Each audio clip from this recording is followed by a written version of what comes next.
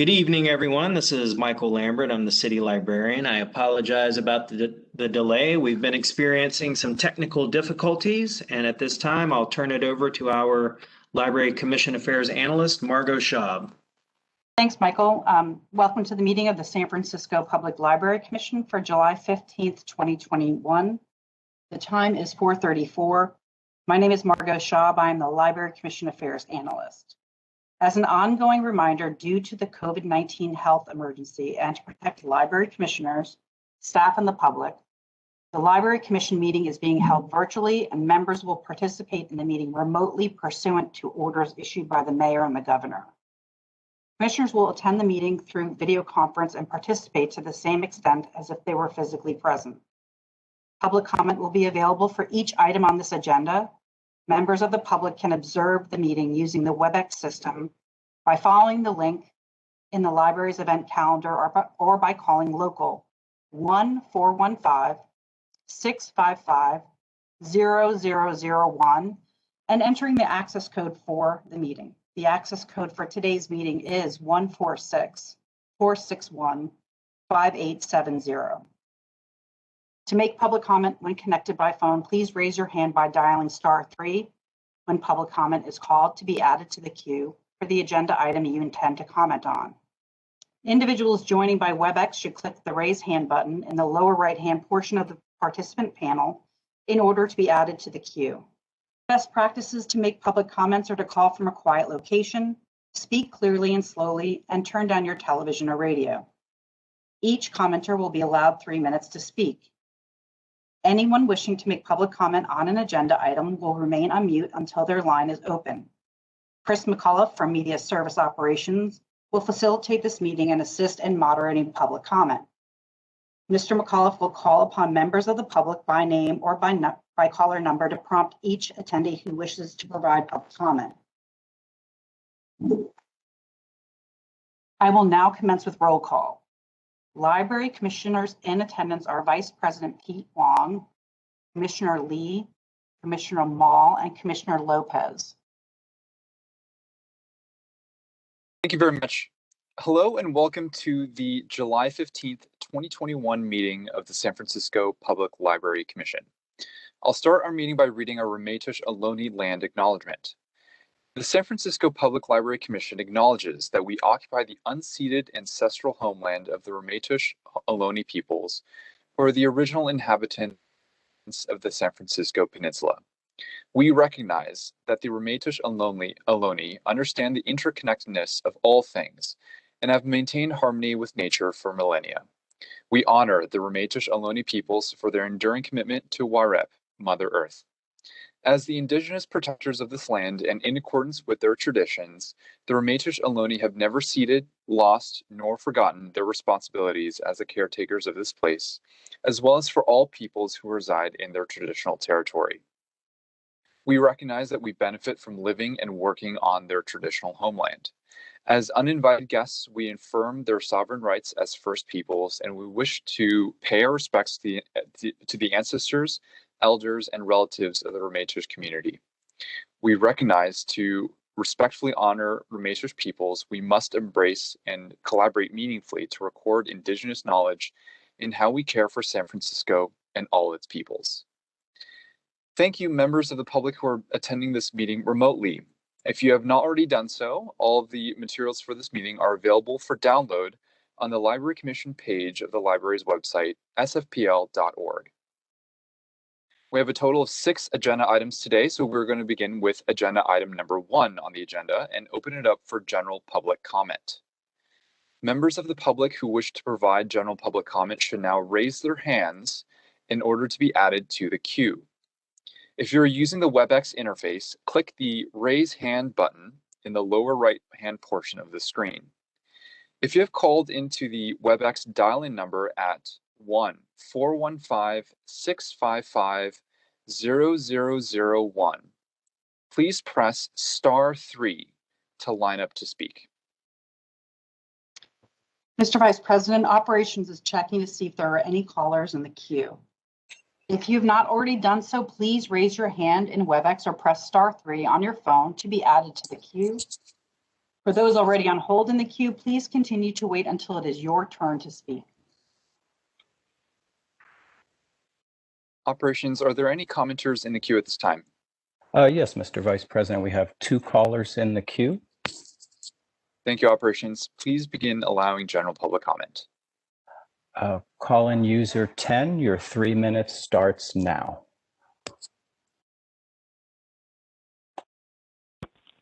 Is that me? Yes, Yes, please sir. go ahead. Thank you. This is Peter Warfield, Executive Director of Library Users Association. We can be reached at libraryusers2004@yahoo.com and also at P.O. Box 170544, San Francisco, California 94117-0544. I'd like to ask that all of those information bits be included in any summary of my comments. Because unfortunately, unlike in a real-world situation pre-COVID, it's not possible to have folks walk up to one or walk up to folks and say, gee, I liked what you said, or I disagreed with what you said. How about we have a cup of coffee and talk about it? There's no way to get in touch with folks that are on the meeting remotely, and especially when you're doing as I am, which is calling by telephone where you don't even see anything. And speaking of seeing anything, I would appreciate very much, I've asked for this before, if you would state who is speaking, preferably at the beginning and when done. When you have exhibits, specify the document names exactly and also what page you're on, or at least a heading, so that people can follow along with it, with the presentation. The city librarian made a comment about technical problems causing a slightly late start to this meeting, and I appreciate an explanation. It's rather disconcerting to call and have complete and total silence with no indication of what's happening or whether there is even a meeting happening at all. In addition, with regard to technical problems, there have been tremendous numbers of problems ongoing with the computers, with printers, with copiers, and lately with telephones. It seems that every single system at the library that faces the public has been having trouble, and I'm very concerned about that. It just doesn't make for a very relaxing or a very effective or even a functional visit to the library. Now there's another thing that I would like. I'm requesting that the Library Commission and the city librarian respond to what I'm about to make, which is an information request, an oral Sunshine Records request. I'm asking you to provide exactly what you have on your screen currently, what you're looking at, what you're seeing, to Library Users Association at our email address, libraryusers2004@yahoo.com. I'm particularly interested in what of Webex is visible right at this moment. I've had some difficulty trying to understand what's happening, and I have 8 seconds left by my timer. Appreciate your sending it to us promptly. Thank you for your very comment. much. Thank you for your comment. Operations, is there another commenter in the queue? Yes, Mr. Vice President, call in user 12. Your 3 minutes starts now. Hello, is that me? Yes, please go ahead. Okay. I phoned yesterday, Wednesday, July 14th at 2:45 p.m. 415-557-4401. I've been using this phone number for reference and book check questions all year, and it has worked remarkably well until yesterday. So I'm going to play for you a recording that came on the line at that time, 2:45 yesterday. Here, listen to this.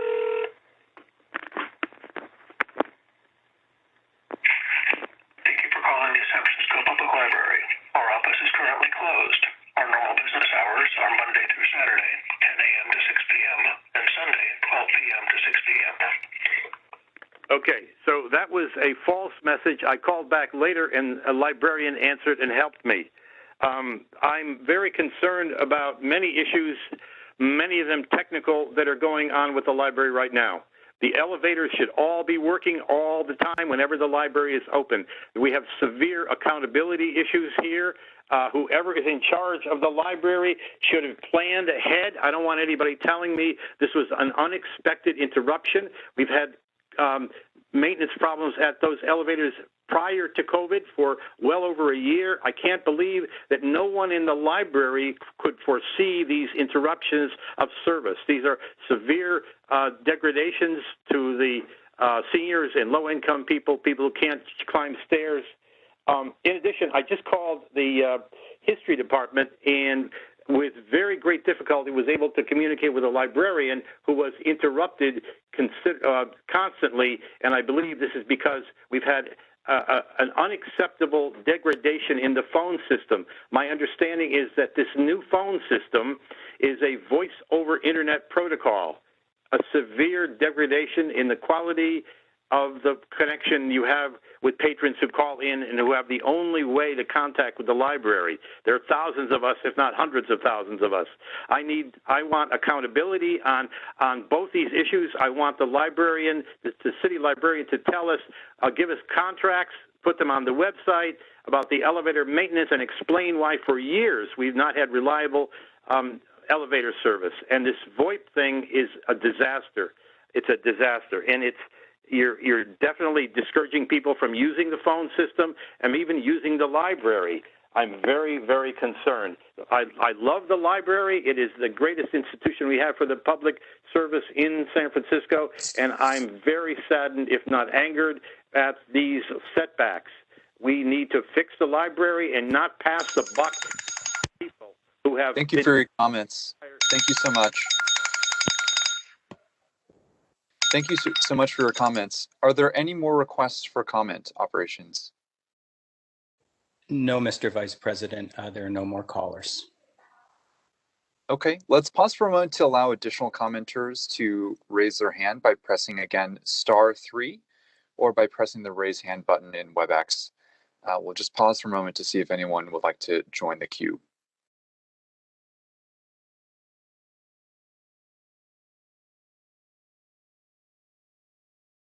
Operations, any more commenters in the queue at this time? No, Mr. Vice President, no more callers in the queue. Thank you so much. Hearing no further requests for comment, general public comment is now closed.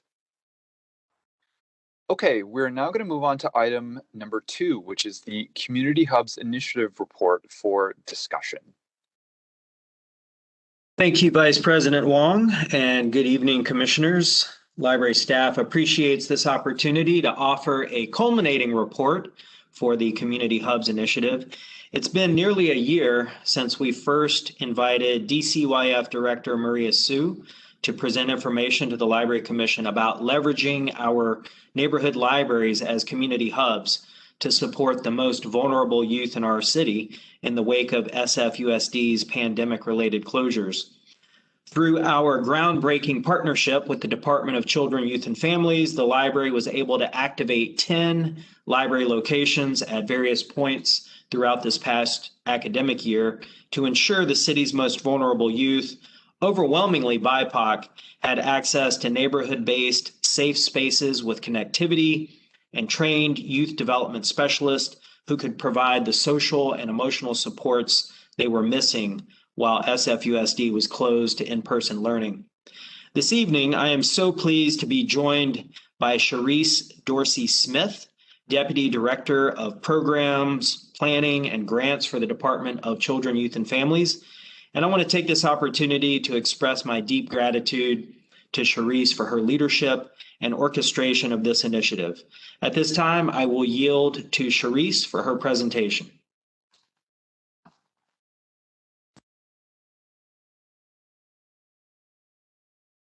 I believe you're muted, Charisse. There we go. Thank you. Thank you, Michael, for that wonderful introduction.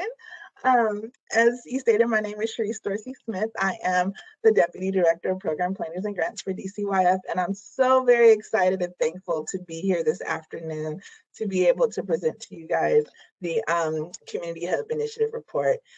San Francisco Public Library, I want to say this from the top, you guys have been awesome, wonderful partners. I'm so blessed to be able to have worked with you throughout this initiative, throughout the summer together, even as early as our ECYC sites that we erected. You have been the best partners, and from the library staff to the maintenance staff, you guys are simply wonderful, and I just want to thank you from the bottom of my heart. So I will start my presentation. Is someone going to move the slides for me as we go through? Absolutely. You can just say next slide, please. Perfect. Thank you. So thank you. Partnering during the pandemic. So since day one, DCYF's COVID-19 response, we've been able to count on the San Francisco Public Library, as well as our San Francisco Recreation and Parks Department, as well as so many other willing partners throughout the city who partnered with us around our emergency child and youth care, our summer 2020 program support, our community hub initiative, our summer together initiative, and their continued partnership to combat learning loss through the school year has been simply amazing. This is the first time in my 13 years of working with the city that I've seen everyone be able to come together at the drop of a dime and be able to make something happen out of nothing. So thank you so much. Next slide.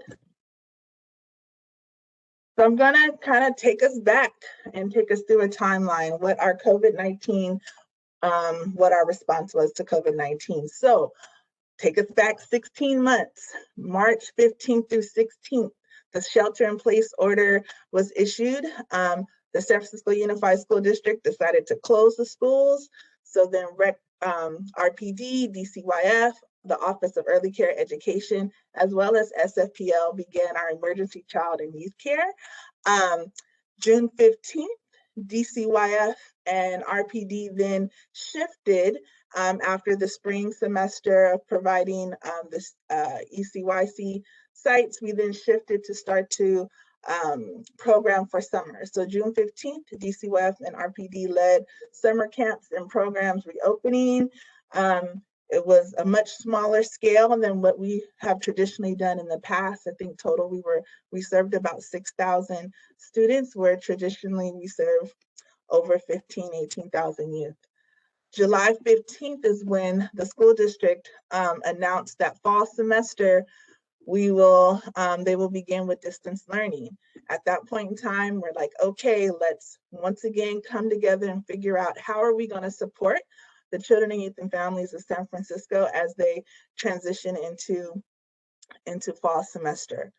So on August 17th, the first day of school started, and on September 14th is when the Community Hub Initiative launched, our first day of programming for kindergarten through sixth graders. Throughout the summer, both with SFPL, Rec and Park, DCYF, and our community-based organizations, we planned and coordinated exactly how these hub sites will be activated, what it will look like, what needs to happen, making sure all the safety and protocols, procedures are in place, how the youth are going to get there. So it was 2 months of planning before, 2 or 3 months of planning before the launch. October 26th, we had our second phase where we then introduced grades 7 through 12. So by the 26th, we had K through 12 programming for San Francisco youth. In January, SFUSD spring semester began, and there was talks of schools still opening, but the community hubs were still running and thriving, and actually more and more parents wanted to have access and families wanted to have access to our hub sites, particularly those in our high need neighborhoods. And this is also in knowing that we needed more space, the library actually stepped in and was able to offer 2 more library locations for us to be able to open 2 more sites, both in Sunset, in the Sunset and Golden Gate Valley Library, which I'm not exactly sure what, I know that's on the border of like 2 districts, but stepping in, knowing that that was a need, SFPL once again was willing and able to support in any way possible. June 2nd, we continue with our CHIs all the way up until the last day of school, as we have now entered come June 14th into the Summer Together partnership, once again between DCYF, RPD, SFPL, and others to begin our first day of summer programming. Next slide. So the Community Hub Initiative was a coalition of city agencies, community-based organizations, philanthropy, businesses that provided San Francisco's most vulnerable children and youth with safe internet access spaces, healthy breakfast, lunch, and snacks. These spaces were staffed by youth development professionals and supported distance learning from September all the way through June to the end of school. We had youth development staff that were working with youth who had over 100 assignments due and were able to catch them up and get them back on track, provided one-on-one support with academic tutoring, enrichment activities, were able to help families, provided behavioral support to youth and families as well. Next slide.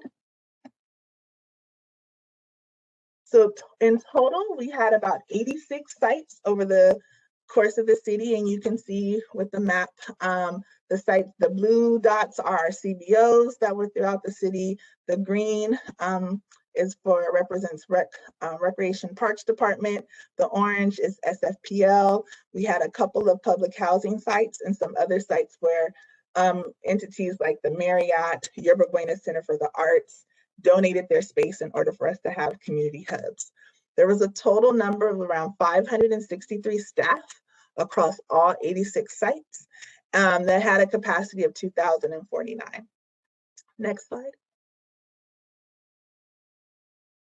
So over the course of the school year, we were able to serve over 2,500 youth. You can see on the breakdown of this slide, the demographic information where there were 699 African Americans, Black students about 28%, 300 Asians, so represented 12%, 900 Hispanic Latinx, so 36%, and then the rest kind of fell in other categories where it's multiracial, ethnic, white, or other. We served 240 homeless youth. 94 of the youth served across the hubs were from SROs, 685 were youth that were in public housing, and 33 were from our foster care system. Next slide. Out of the 86 total hubs, Michael actually said this at the beginning, 10 were located at libraries. So we were at your Bayview Branch, Bernal Heights, Golden Gate Valley, Ingleside, North Beach, Ortega, Richmond, Sunset, Visitation Valley, and Western Addition. And together across all those 10 sites, 217 children and youth were served. And I must say all the CBOs that were located in these library branches simply loved the staff. They actually did not want to leave. They wanted to be able to operate summer programming there as well. They consistently talked about how wonderful the staff and how helpful the staff was at the site. The spaces were great. The children loved it. And so once again, partnering with SFPL, of course, for us, it was a no-brainer. These sites were perfect for what we were trying to accomplish. Next slide.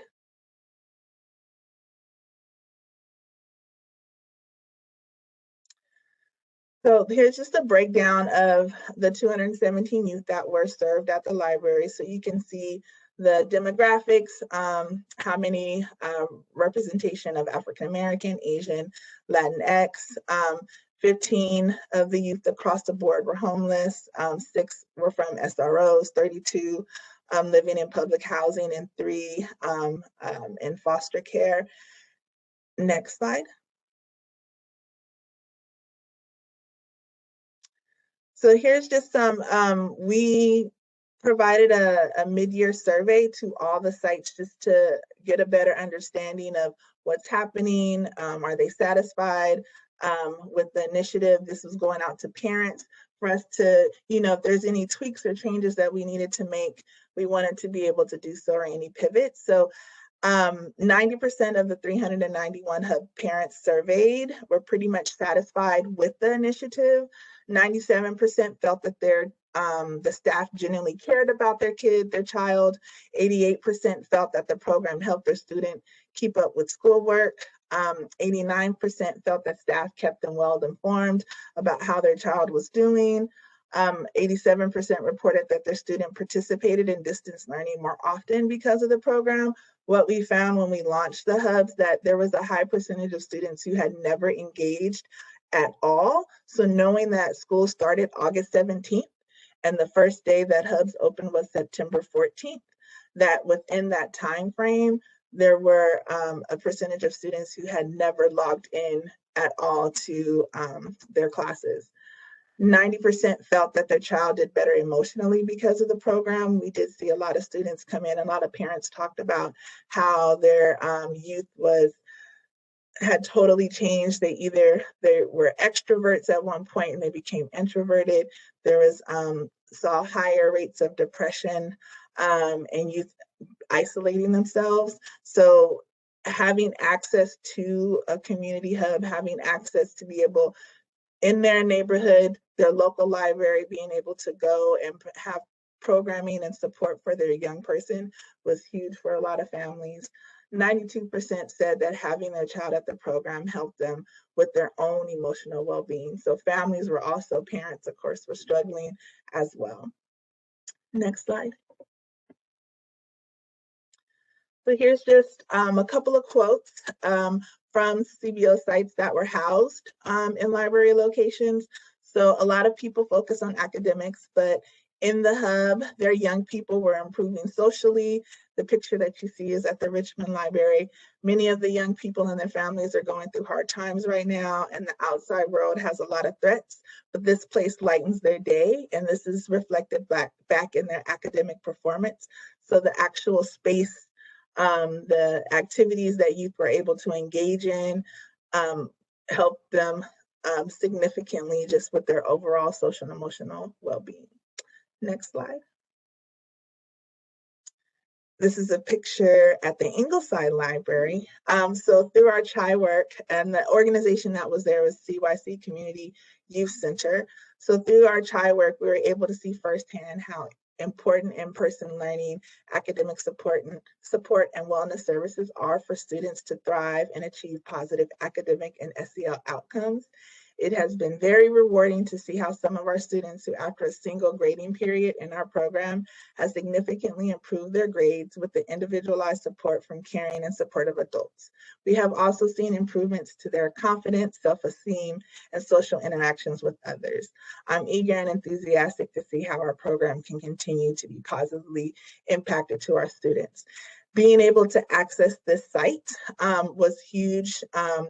In the OMI, we were struggling with locations. There weren't a lot of large sites to where we can run programming. So being able to have access to this library, the Ingleside Library specifically, helped immensely being able to support youth that were living in that neighborhood. Next slide. So there's more testimonies you could read about for staff that were at the Richmond, North Beach, Ingleside, Golden Gate Valley, and Sunset branch hubs. You just have to go to sf-dcyf.medium.com for those that are on the phone, and you can read more testimonials. Next slide. So we've done a lot. We had our ECYC, then transitioning to our community hubs, and then now Summer Together, that in the course of basically continuously just moving to the next, we decided that there needs to be, we need to be able to reflect and talk about what this process was and what it looked like. So in partnership with the San Francisco Education Fund, David Phillips and Carolyn Gramstorff, we actually initiated a case study that pretty much captures exactly what it was like trying to build, and we kept using this metaphor, we're building the plane as we fly it, but really capturing what that looked like. What was it from the perspective of our community-based organizations, from the perspective of families, from the perspective of our partners, Rec and Park, SFPL, other city entities, SFUSD. So this case study explores the city's Community Hub initiative and the particular context that made it unconventional, where it made cross-sector partnerships possible. And additionally, it examines the barriers, because there were a lot of barriers and there were a lot of challenges that I think through consistent communication and strong partnerships that we were able to form, that we were able to overcome a lot of those challenges and barriers in the best way possible. So it highlights those lessons. It highlights the health restrictions that came in that made this 10 times harder to implement. It talks about our successes. It talks about the resistance that we received, the structural limitations. So it gives a very raw, true picture of what it was like to launch and maintain this initiative. So if folks are interested there, you can go and read the case study and watch the videos. Michael's in the main video. You can see him in all his glory, looking handsome. And you can go to dcyf.org/CHI case study, so it's CHI case study, and be able to read more, to read the report. Next slide. And I think this may be it. I think there is probably a link here, but I'll go to the next slide. And I think that ends my presentation. No, one more. Combating learning loss. So building off of our partnership, supporting youth during the pandemic, DCYF, SFPL, and RPD, of course, will continue our work together around the city's newly budgeted $15 million investment of one-time funding to address student learning loss and education recovery. So we're going to use this investment to help mitigate learning loss resulting from the COVID-19 pandemic, and then expand our academic supports, which includes high-dose tutoring that we would like to see across all programs, social emotional learning, and literacy programs. Next slide. And that is it. So we are trying to make San Francisco a great place to grow up. So thank you, and I will take questions. Thank you so much, Charisse. I must say, teamwork makes the dream work, as we like to say. You have been phenomenal to work with, and hats off to you for setting up 86 sites, essentially setting up a shadow school district. So it's been a pleasure to work with you and the Department of Children, Youth, and Families. I'm really grateful for the partnership, and I'm looking forward to deepening that relationship moving forward. I do want to acknowledge that Dr. Mary Wardell Giraduzzi, our Library Commission President, has joined us, and I want to thank Vice President Wong for getting us off to a strong start today. At this time, I will yield to Madam President.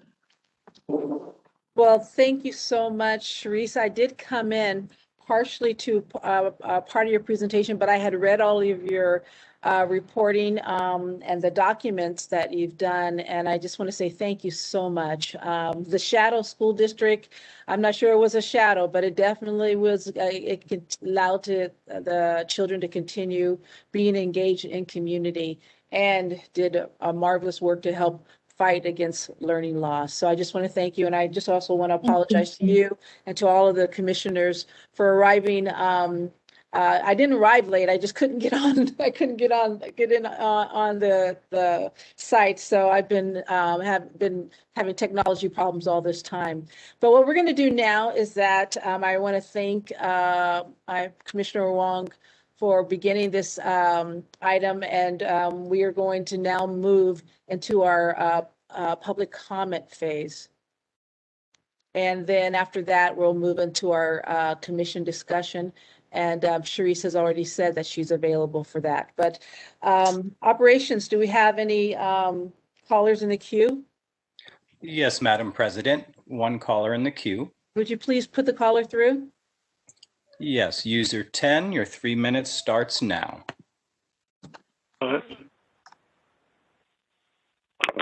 Is that me? Yes, that is. Yes. Thank you. This is Peter Warfield, Executive Director of Library Users Association, Library Users 2004 at yahoo.com. Also, P.O. Box 170544, San Francisco, California, 94117-0544. I'd appreciate if you would put all that information into the minutes. And I would also appreciate if you would start the timer when people start speaking. You've been shortchanging myself and others previously.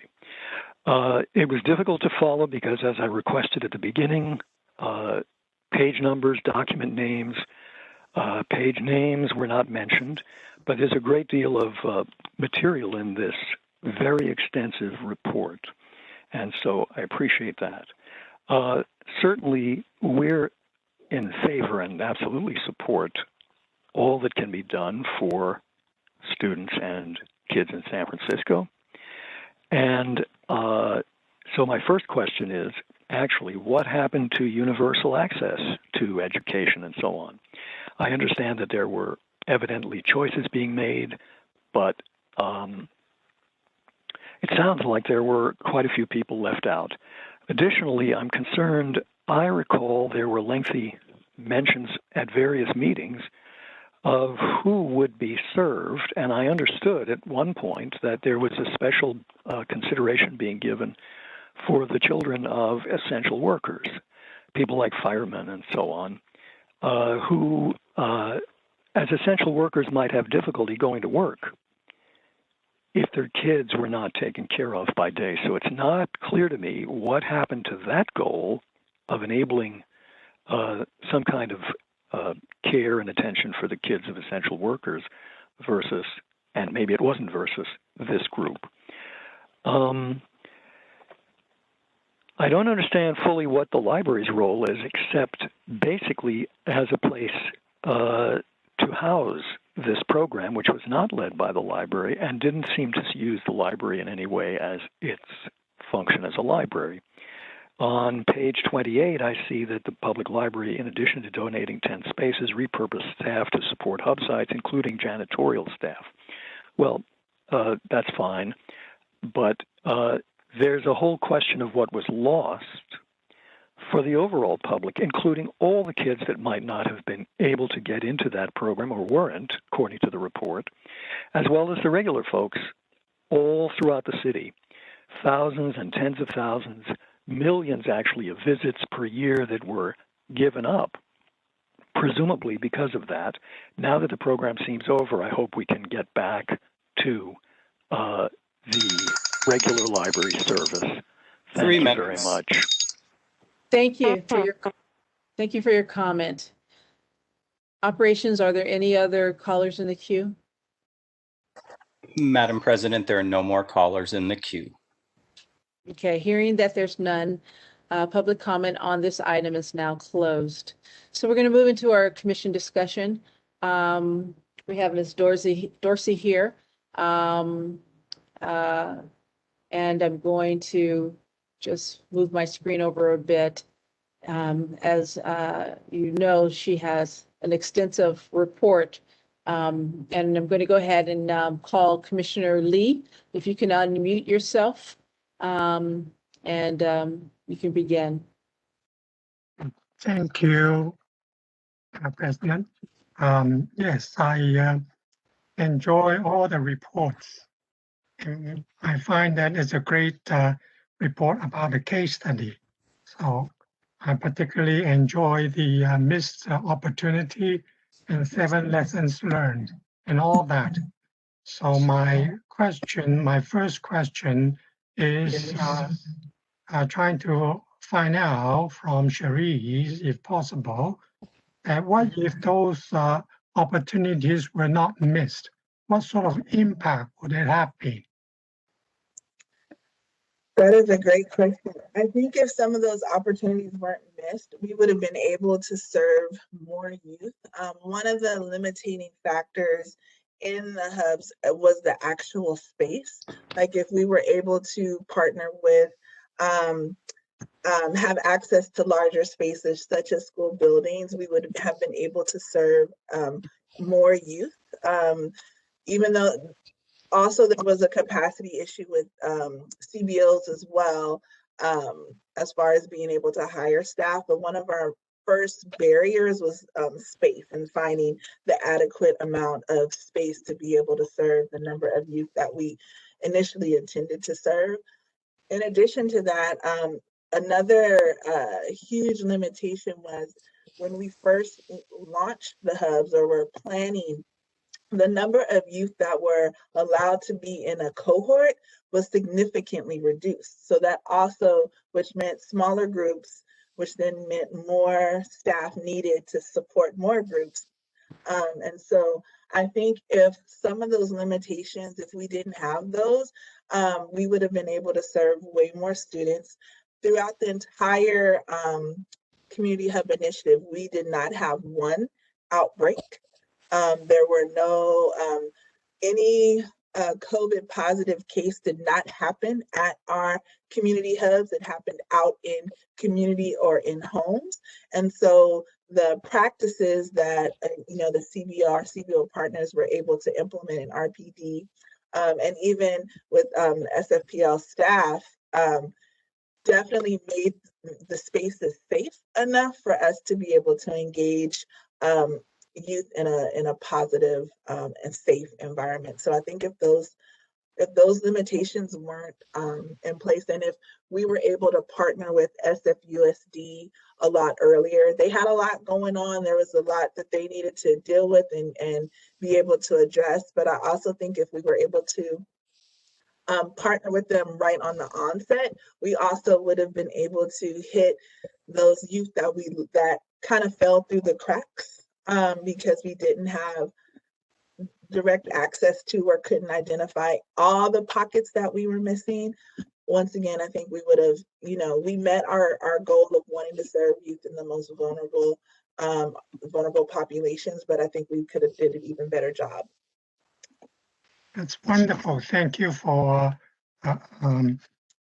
giving us a view that every one of you have done such a marvelous job with not see the kind of difficulties that I have to run into. So this is very enlightening. My other question that I have is with the 7 lessons learned that's put in the case study, were there also those were acknowledged by the USD, Unified School Districts? Were those 7 lessons learned also acknowledged by SFUSD? Yeah. I think for some of them, they definitely, agreed that being able to work in better partnership with SFUSD would have addressed some of those limitations, and I think they did agree with that. We haven't had a conversation since it's been released to kind of debrief everything that's in the case study, and I'm looking forward to having a conversation with them in the very near future. Yeah, that would be marvelous. Then when they own up to it, then they will become a partner of problem solver rather than you have to literally climb up the Mount Everest to do that. So I really appreciate all the efforts they're putting into and the partnership and all that. Thank you. Thank you, Commissioner Lee. Commissioner Lopez, would you please unmute yourself? Yes, Cherise, thank you so much for a thorough report. As an educator, I feel that the case study really reflects what you did, and the title, showing up while everything is shutting down, because that is exactly what happened. And you step up. I mean, you came to you came with a solution for many of our kids that learning loss would have been greater. And the fact that the library was able to partner and offer those space, because like you said, space was an issue. And I know that for a fact. I feel like it's really what you have done for our community, for our city, and the children, it's gonna make an impact. It's gonna create, you know, because not, in my opinion, maybe also that the kids are also were exposed to libraries, like you said. They enjoy the libraries as well. So it's kind of like a dual purpose. So I really appreciate all the details in your report, everything that you did. I definitely agree with Commissioner Lee. I think it would be good to know what San Francisco Unified School District, you know, like a debriefing, and because we need to be prepared for future events. And I don't want to think about it, but we don't know. So thank you. And I think that you should be very proud of what you all did. Thank you. Thank you so much, Commissioner Lopez. Vice President Wong. Thank you. Charisse, thank you so much for the presentation. Thank you so much for all that you do for the city, for our youth. It's an understatement, but it's so appreciated, and thank you so much for the partnership that DCYF has shown throughout this entire process. It's certainly been a trying time for everyone, but I think, again, as we stated earlier, teamwork makes the dream work. So again, it's deeply appreciated. I just wanted to respond to one of the notions presented in the public comment, sort of comparing what we gained through this program, versus "quote unquote" what we might have lost in that time. And I actually wanted to ask Celia Brand, sort of the broader context of kind of where the library system was at the time.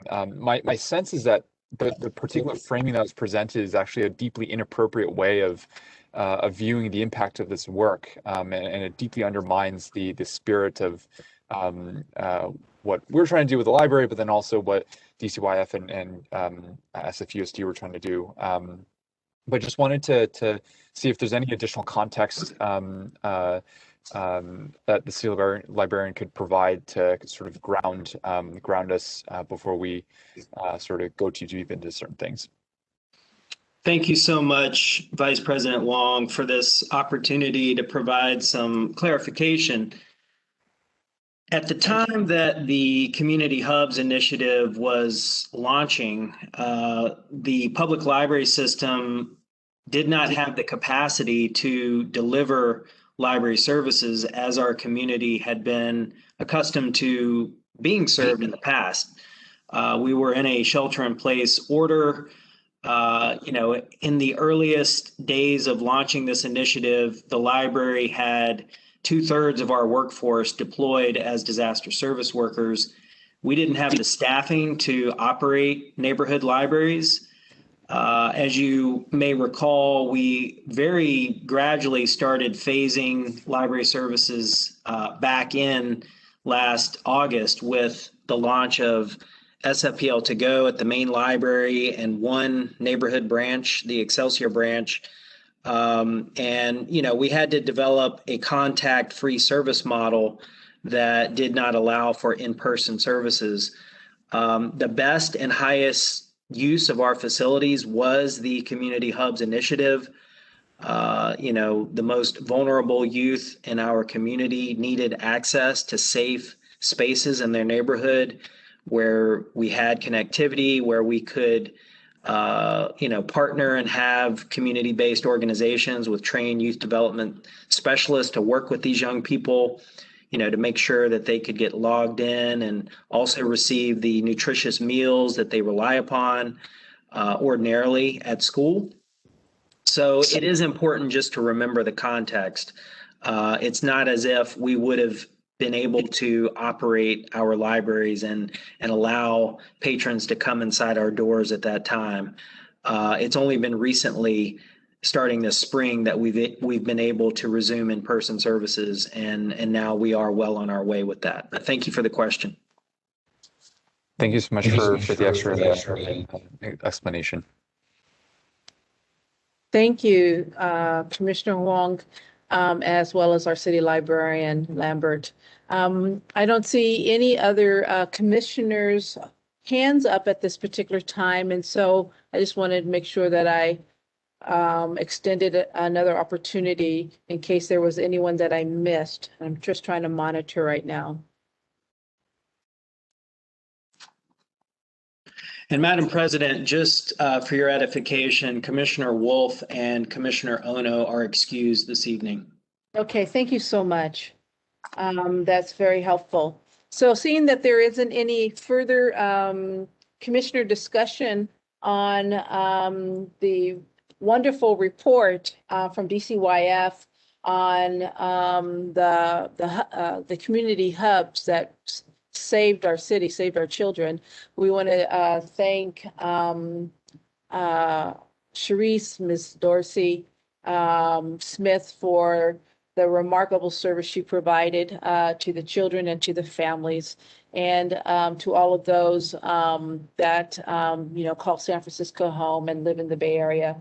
And another thing that I want to thank her is that she probably created a model program for a lot of other cities to be paying attention to. So I can't wait to hear about who adopts what San Francisco learned and how what our own DCYF will put forth out there as a model for the rest of the country. So thank you so much, Sharice, for everything. Well, thank you. Without you guys' partnership, a lot of it wouldn't have been possible. Like, I think all the partners, everyone who stepped forward, were very crucial in making this, be as successful as it was. So I want to thank you as well. All right, then. Okay, we'll see you another time, okay? Yes. All right. So we're going to move on to our commission discussion, our commission item, agenda number 3, which is discussion budget update report on fiscal year 22-23. You know that we work in a 2-year cycle of our budget, but I'm going to turn it over to the city librarian and then our Chief Financial Officer to give us that budget update. Thank you, Madam President. Our CFO, Heather Green, is here, and she's going to be providing this budget update. Heather? Thank you. Hi, everyone. Heather Green, CFO for the library. We're here looking at our budget update report item, which I believe is part of the master slide deck for this meeting. And here on our intro slide, I'm happy to be here and provide an update now that budget season has largely closed, so you know where we landed. The changes I'll talk about today were all at the direction of our city leadership, our mayor and our board. And I'm pleased to report just at the outset, I have good news for us all. As you know, it's my first cycle through with the library, and it was just very apparent throughout this process how appreciated the library is, how valued we are, both for our core services and also for our strong partnership towards the city's greater priorities. So thank you all at Commission here and to Michael and everyone for helping to make this institution what it is. It makes it very easy, the mayor and the board, and to talk about what we need to do and want to do. And it just, was a positive cycle for us. Next slide, please. On slide 2, our budget overview. So since I was last here in February, is everything okay? Okay. Since I was last here in February, we've gone through a couple of phases of budget. Departments were due to submit their budgets February 22nd. Then we enter mayor's phase with the mayor's budget published on June 1st. And then the board phase runs through June 30th. So running parallel to all of that, in the background, in the spring, the controller updates their revenue projections for what we call the 9-month report. And for fiscal 21, that report projected higher than previously envisioned revenues for the coming budget cycle, both for state sources of ERAF and the general fund. The latter there, you may have seen headlines about this in the Chronicle a couple of months back. We had some very large commercial property sales in the city larger than previously anticipated. There's still a lot of softness in our hotel sales and business tax. Those are much lower than usual, even as we recover.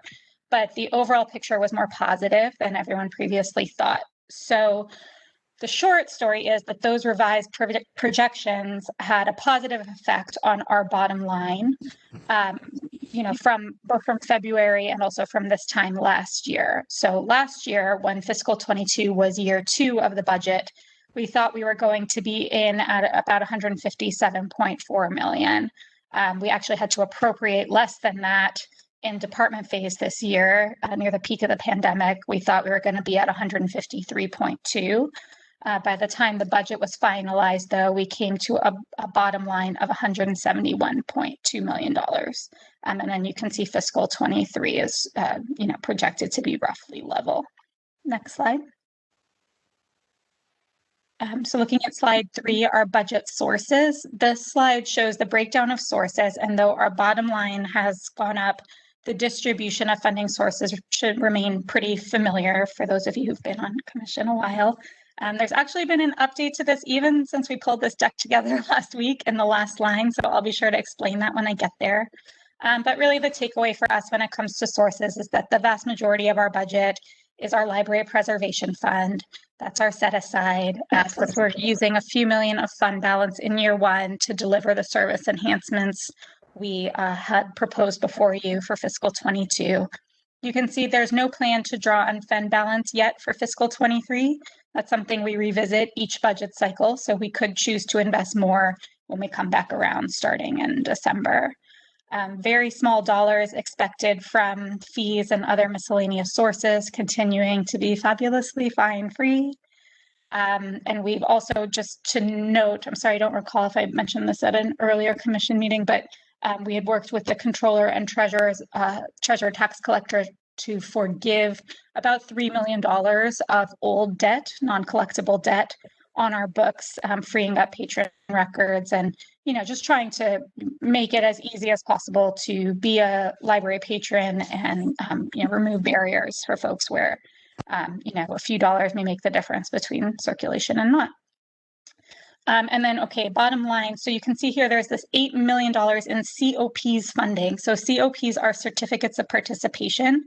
That's a citywide debt source backed by city-owned assets and paid off through the general fund. This is my old job, just a technical instrument. That the program for COPs is slated through the city administrator's office and approved by the mayor and the board. We were, until very late in the budget process, slated for $8 million in COPs, shown here, for the Chinatown renovation, which was a big win for the library.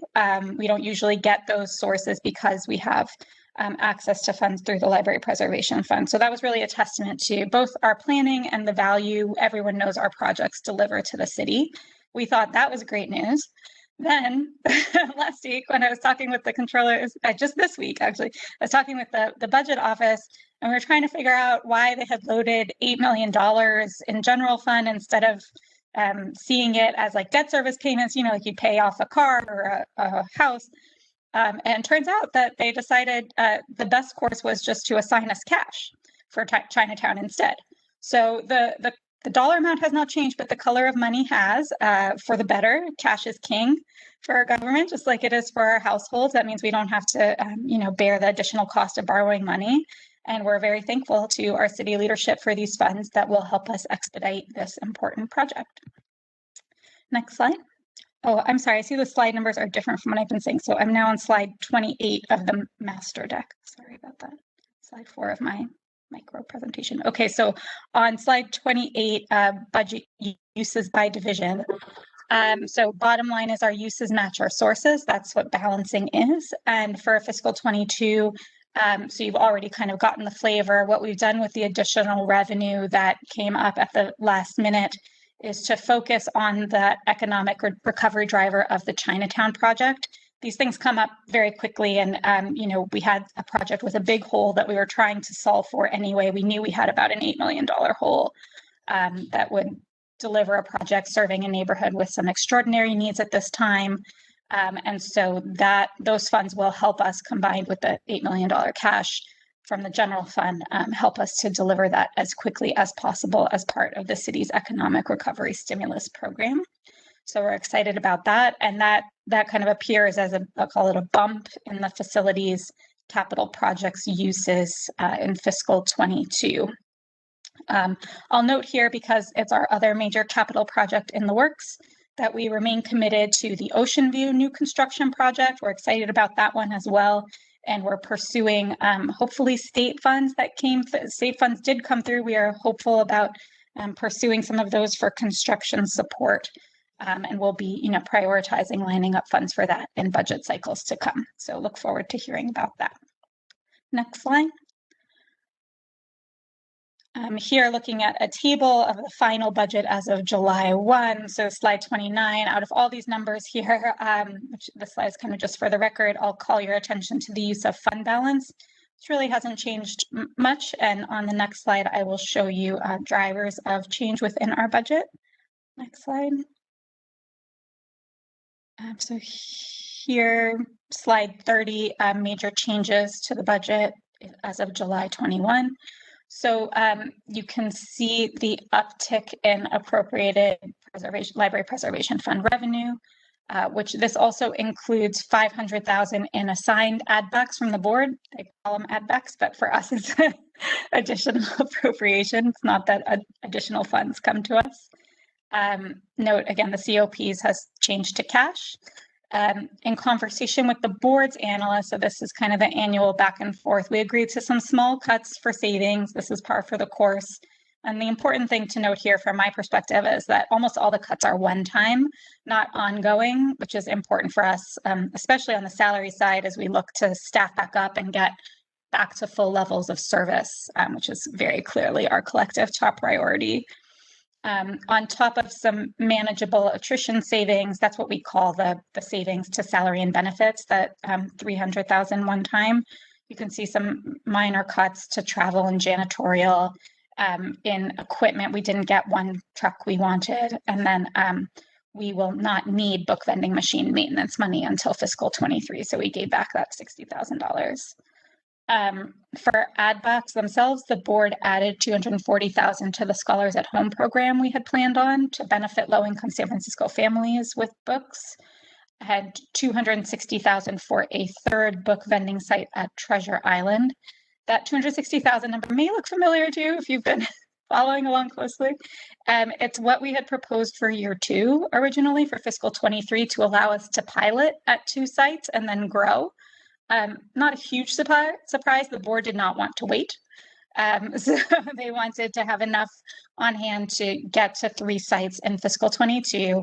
We still consider this program a pilot, as we had extensive discussion about, and you advised us at commission.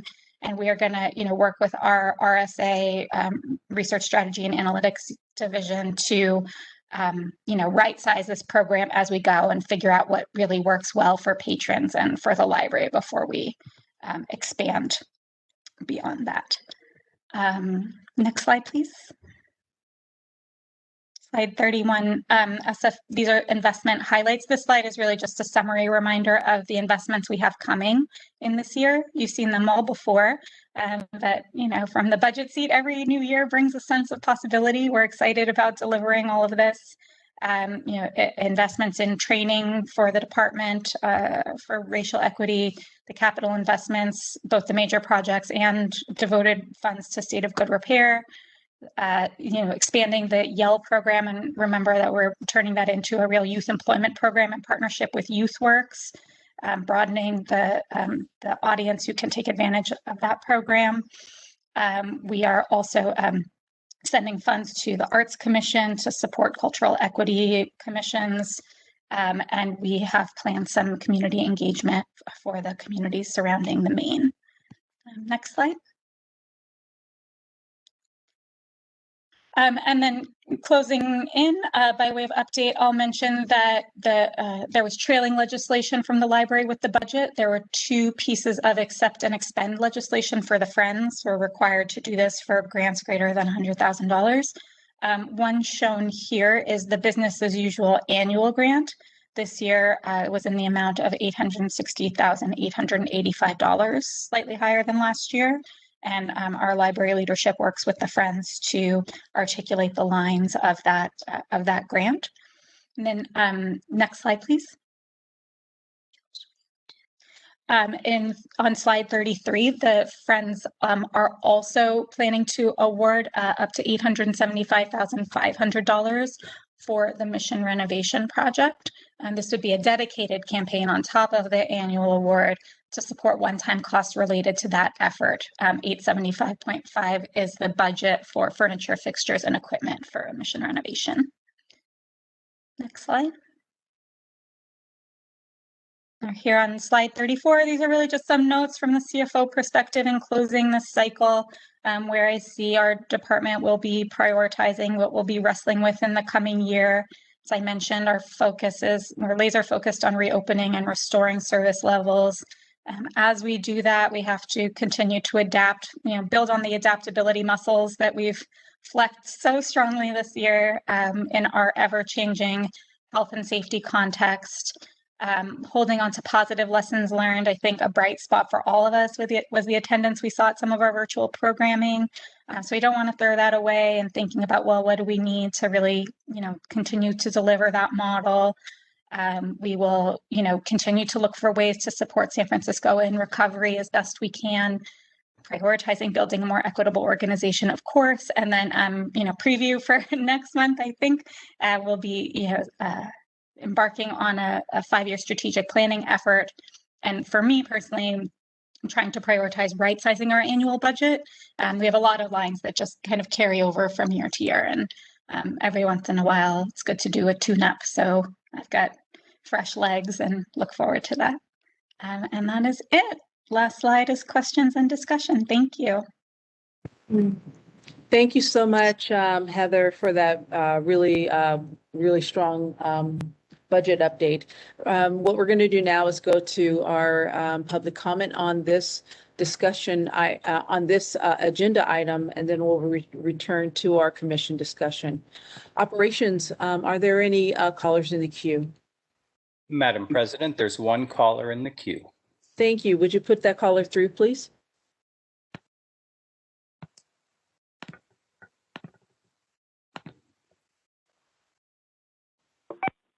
Call-in user 10, your 3 minutes starts now. This is Peter Warfield, Executive Director of Library Users Association. Library Users 2004 at yahoo.com, and also P.O. Box 170544, San Francisco, California 94117-0544. I guess now it's deeply inappropriate if somebody cares about the library functioning as a library. I certainly haven't objected to any of the things that were going good with the hub. I was asking what was given up for it, what was slowed down for it, and what happened to the library in general. Presumably the hub needed only limited spaces in limited locations. I'm concerned that the budget as well, first of all, let me say that many of the pages are unnumbered. It's a little disturbing to have a presentation about the budget when we can't even have page numbers consistent or even present at all. Many of my pages have no numbers, and key pages, for example, the looking ahead slide says page 10, which I think was referred to as slide 34. There was no slide 28, 29, or 31, which thank you for referencing page number, but there wasn't anything there. First question is, what's with books? What's with materials? What's with collections? I don't see anything that's dealing with what the library is planning to do in that regard. I'm particularly concerned, as I have said before, with your page, whatever, 34 maybe. What does right-sizing mean? Are you going to chop staff? You've already got a serious apparent problem with staff. We heard 140 less than before, not all of them working at the library.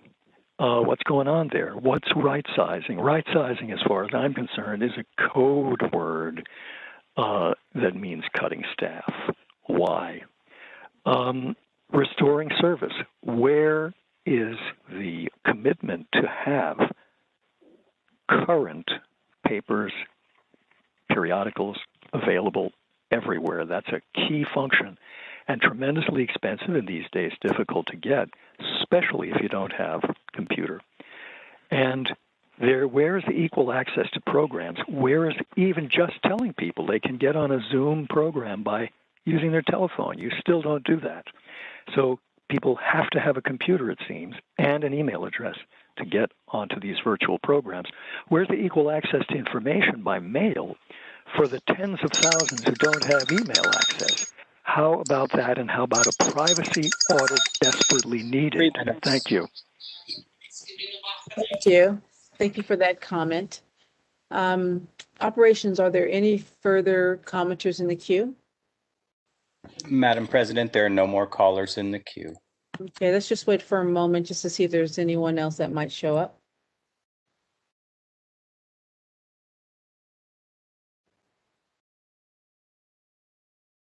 Operations, are there any callers in the queue?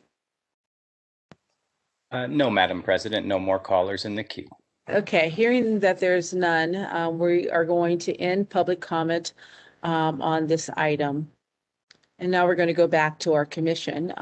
This is an item for the commission discussion, no action. And so we have Heather available to us, commissioners.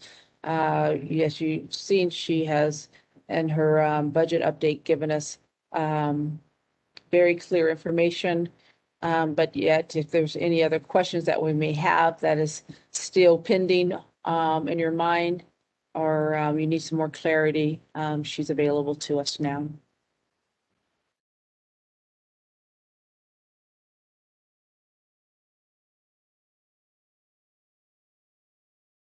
Yes, Commissioner Lee, if you would unmute yourself, please. Yes.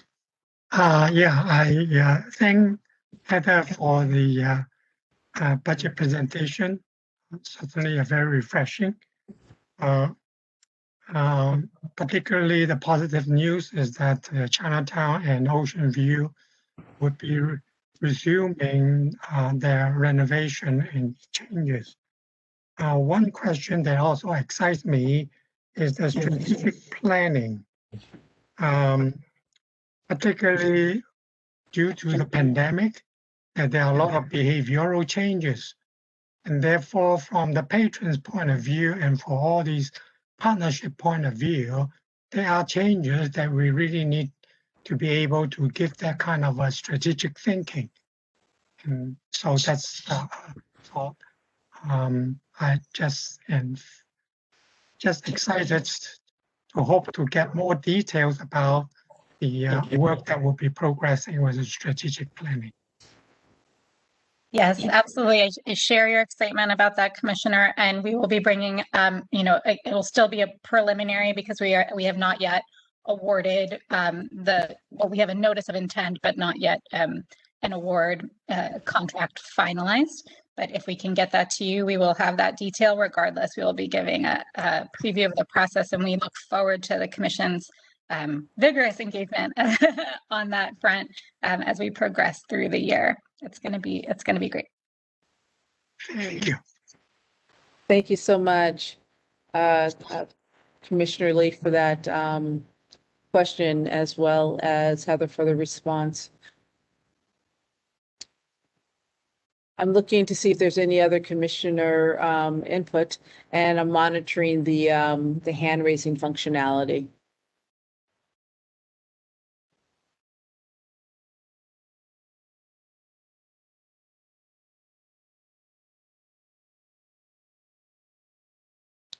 Well, Heather, I think that your report was really good. No complaints. That's what that's about.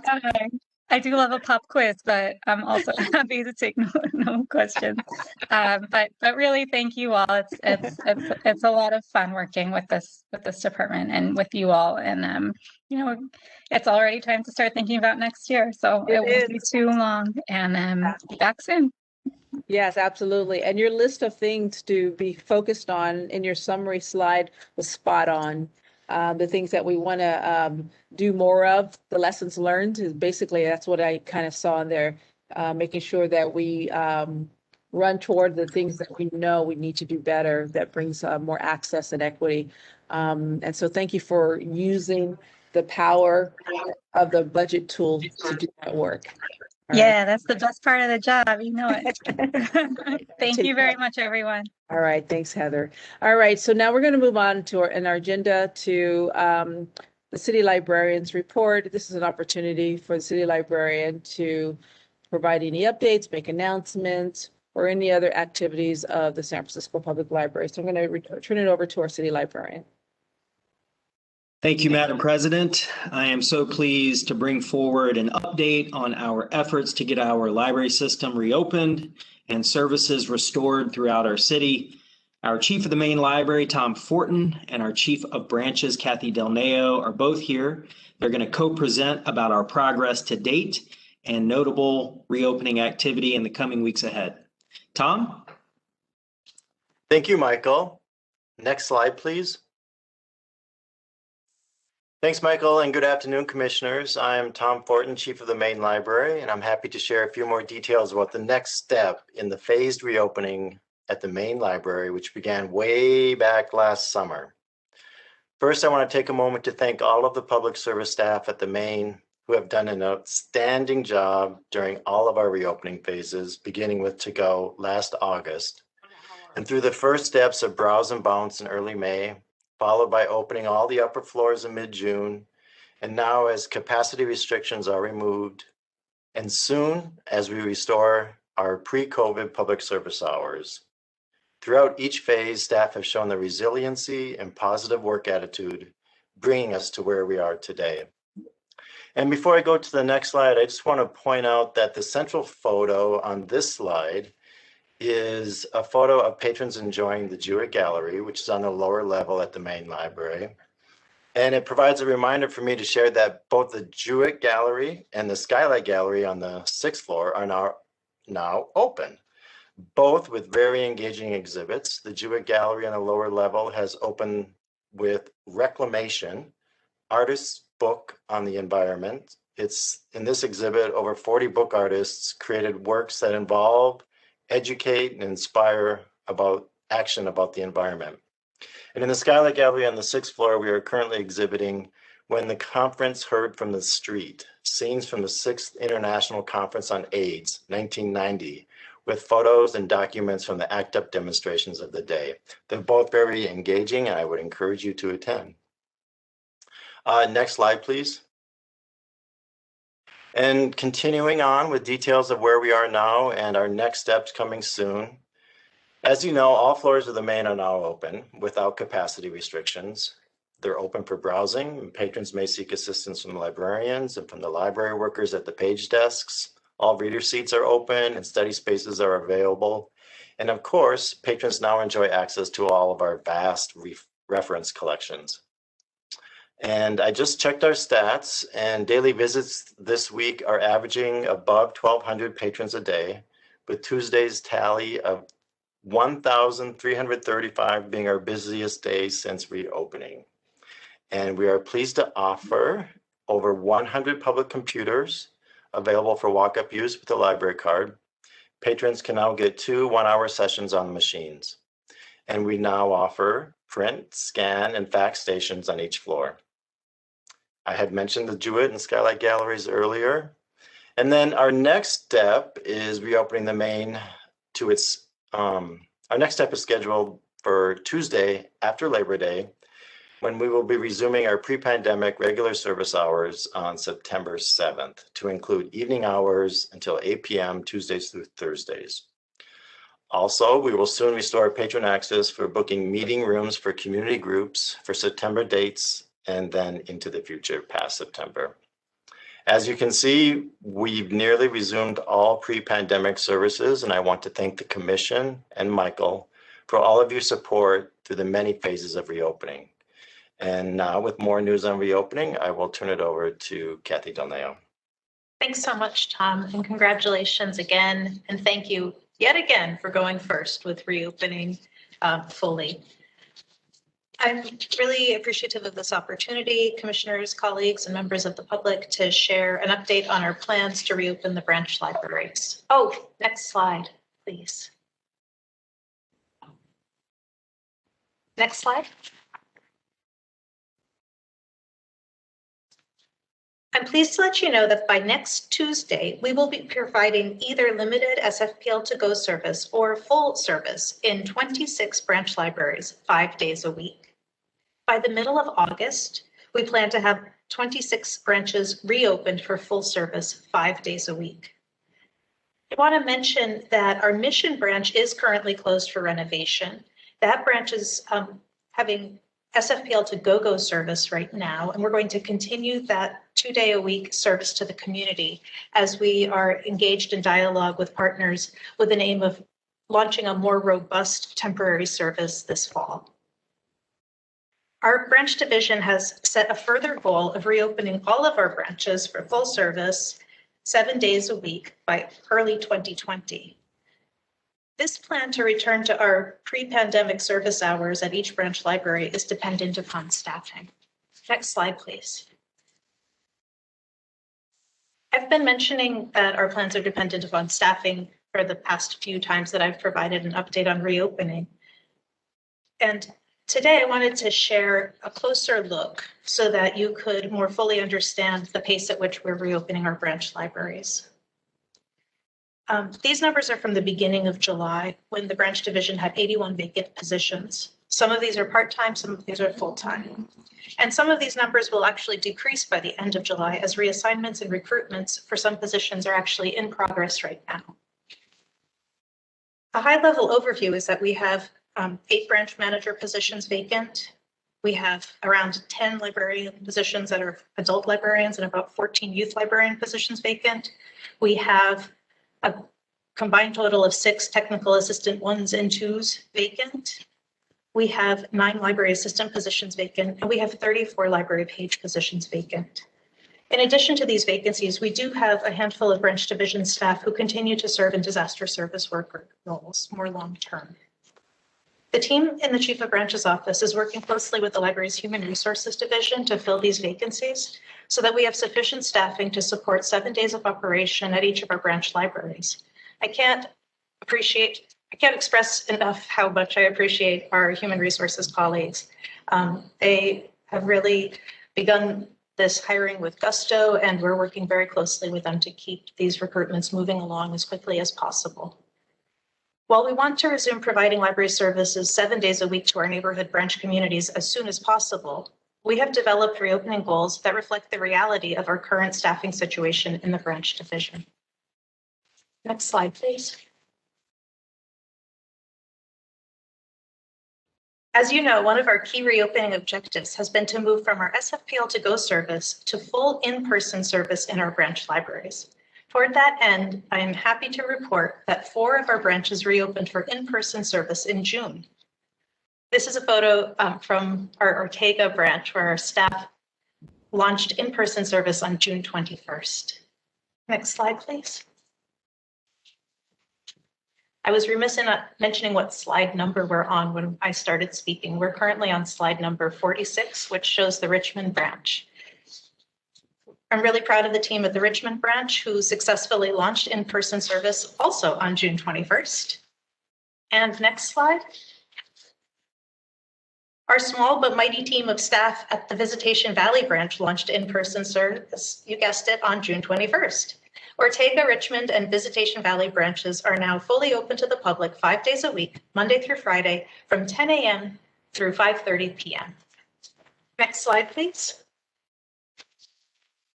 Not to be outdone by the balloons at Visitation Valley, here's our Excelsior branch who launched their in-person service 5 days a week on June 22nd.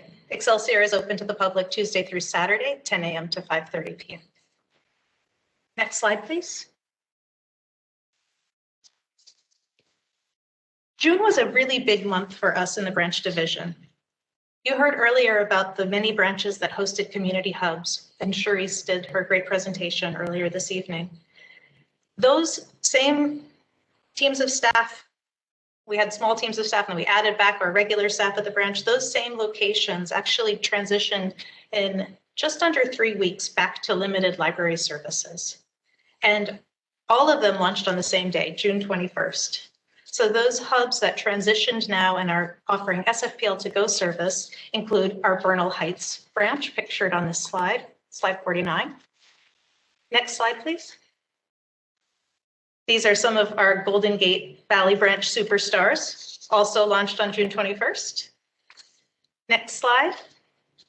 Under their masks, I know they are smiling. These are the folks at Ingleside Branch, also launched SFPL to go on June 21st. Next slide, please. So did our North Beach branch. Here they are. And next slide. Sunset Branch opened for SFPL to go service on June 21st. And finally, next branch, our team at Western Addition Branch launched SFPL to go service on June 21st. Our staff in these locations have let us know that they are really glad to be providing library services again to each of the communities they directly serve. And I just want to share my appreciation of the hard work at each of these branches that all of the staff did to get their branches ready so quickly to transform back into a neighborhood library from a community hub. Next slide. Just as a reminder of where we've come from, our branches have been steadily reopening since June 2020 to provide first our SFPL to go service. Next slide.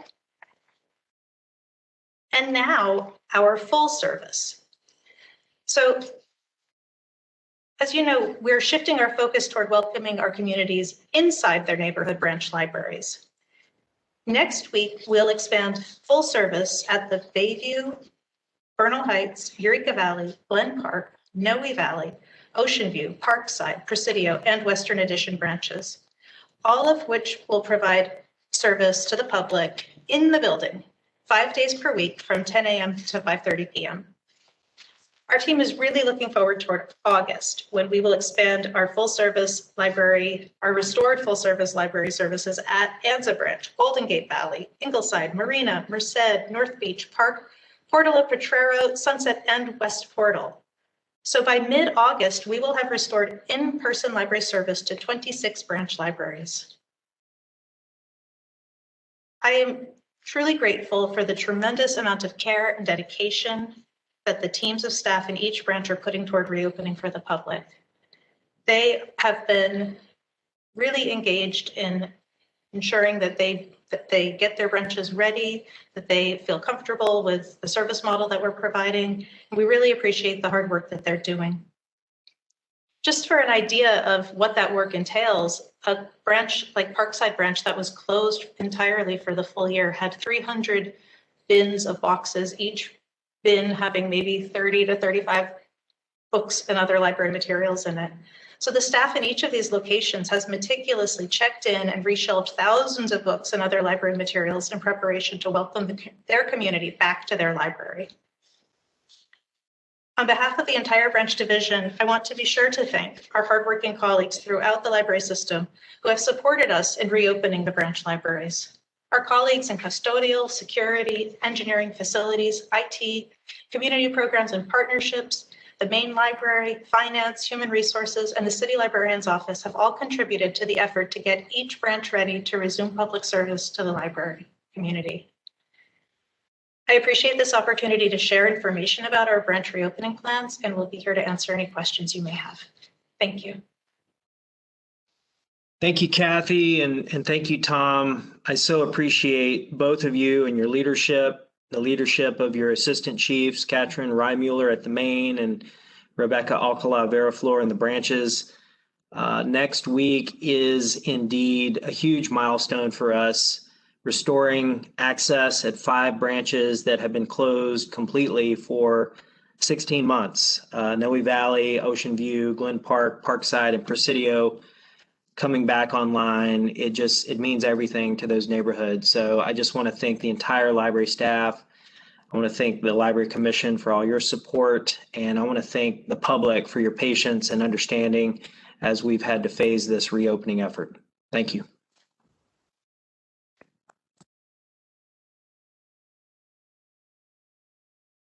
Thank you so much. Is that the conclusion of the city librarian's report?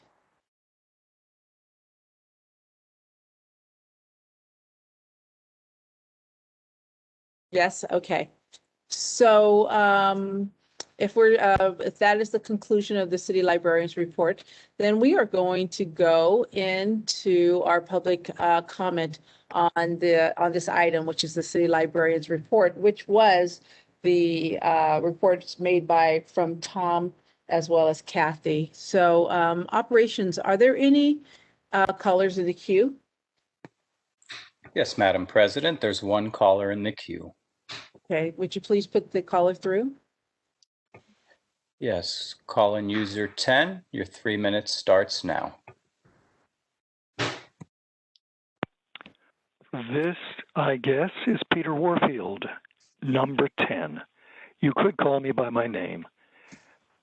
I'm Executive Director of Library Users Association, Library Users 2004 at yahoo.com, and P.O. Box 170544, San Francisco, California, 94117-0544. I hope you started the timer after I started to speak, or when I started to speak and not before.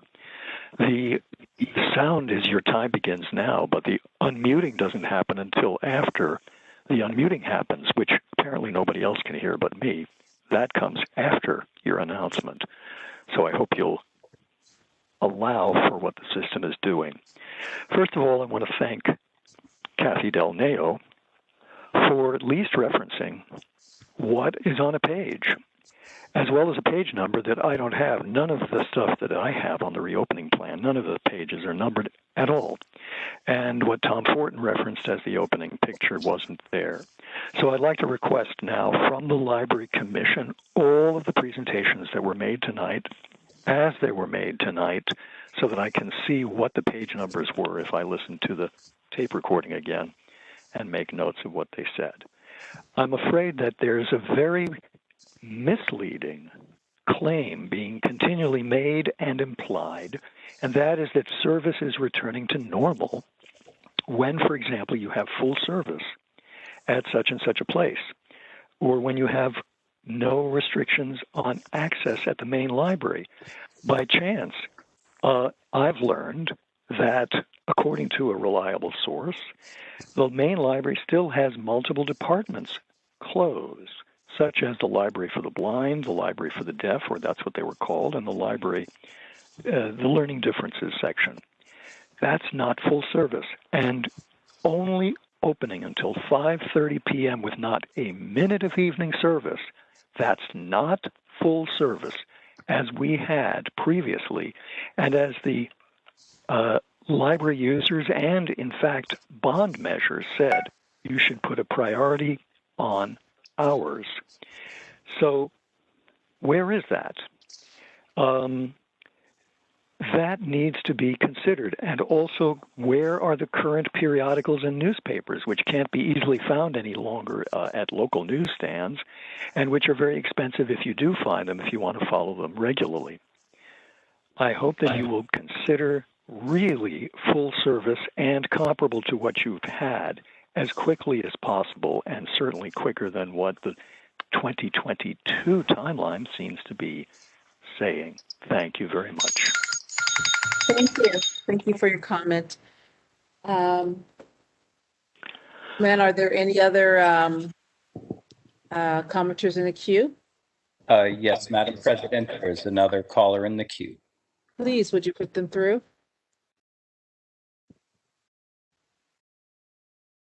Call-in user 21, your 3 minutes starts now. Hi, my name is Ellen Egbert, and my question regards the vacancies and the steps that are being taken to fill them. I saw a couple of months back that the tests were being administered for pages and the assistant technical and library assistant vacancies. I'm wondering what is being done for the branch manager vacancies. Have announcements gone out? Are people applying for those jobs? Is there an exam that's scheduled for them? And the same question with the librarian vacancies. Have the librarians been offered the opportunity to request transfers to those current vacancies? And are there exams for librarians to go from librarian 1 to librarian 2, perhaps? Or just what is being done? Are we just trying to build up additional attrition savings? Or are we really moving ahead to fill those positions so that we can get the libraries fully open? Thank you for your comment. Operations, are there any further commenters in the queue? No, Madam President, it does not appear there are any more callers in the queue. Okay, great. Hearing that there's no further callers in the queue, we're going to close public comment on this item. And Commission, this is a discussion item, not an action item. And you have the report in front of you for the reopening, kind of an overview going all the way back to June of 2020 when the SFPL launched. And then you have the information of when the final libraries will be opened before the end of the summer. So I just wanted to see, does anyone have any comments and or questions or clarifications you may need with Tom Fortin or with Kathy Dineo, who have given a very good and detailed update on the progress of all the people that have been working really hard on both SFPL to go and now full in full offerings. And Commissioner Lopez, why don't you go ahead and unmute yourself?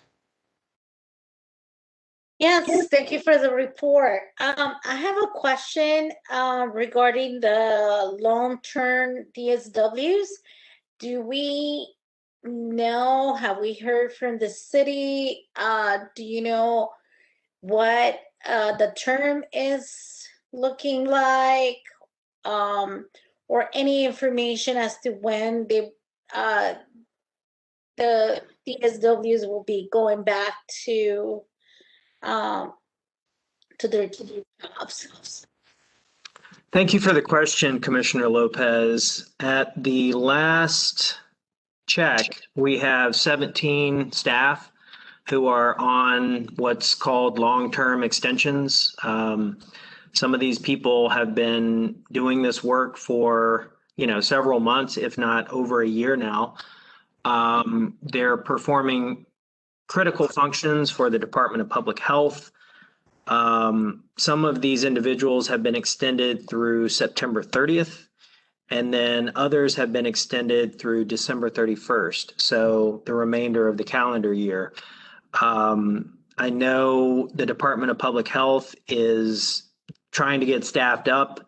There are a number of recruitments throughout the city to fill positions, and presumably when they get staffed up, we're going to be able to get our library workers back. We miss our staff. We need our staff, every single one of them.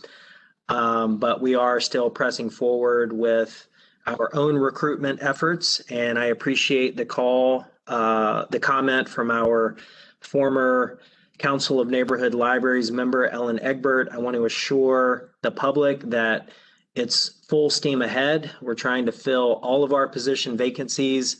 We are navigating the civil service process and, what's in the MOU with our largest bargaining unit, SEIU 1021. So positions have been posted for reassignment. Staff are eligible to reassign or transfer from one location to another into these departments. When these positions do not fill through reassignment, we do go to the eligible list and we, fill these position vacancies through recruitment processes. People who are interviewed have the ability to compete and vie for these positions and be promoted. We are using eligible list for all position classifications. There have been civil service tests over the past year. So we are doing everything in our power to fill these positions. It takes on average about 6 to 7 months to fill any given position vacancy, but we have a great team in our human resources department, as Kathy alluded to earlier.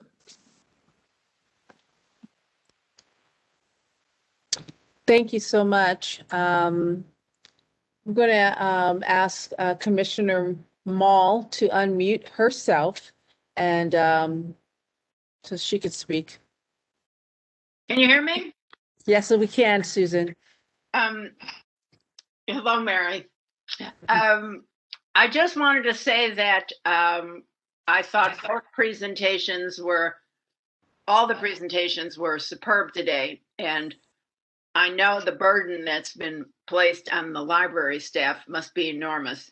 I think that all of you have done a great job in getting these libraries back up and running under difficult situations and diminished staff.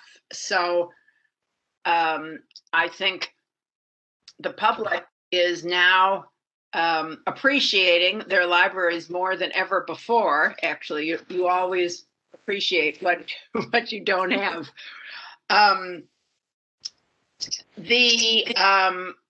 I have a couple questions. One is, what will the mask policy be with inside all the libraries? Thank you for the question, Commissioner Mall. Public libraries in the city and county of San Francisco are city facilities, and we are adhering to the policies issued by the Office of the City Administrator and also complying with Cal OSHA requirements, face covering policies for staff from the Department of Human Resources for the city. So as it stands now, our patrons who are vaccinated can come in our facilities and not be required to wear a face covering. Individuals who have not been vaccinated are expected to continue wearing a face covering. Our members of the public are self-attesting as to whether or not they have been vaccinated or not. So it is an honor system. As you visit our branches, and I hope some of you will visit our branches next week when they open, you will see a spectrum of behavior. You'll see some of our patrons who are vaccinated not wearing their mask, and you'll see others who are continuing to wear their face covering, whether they're vaccinated or not.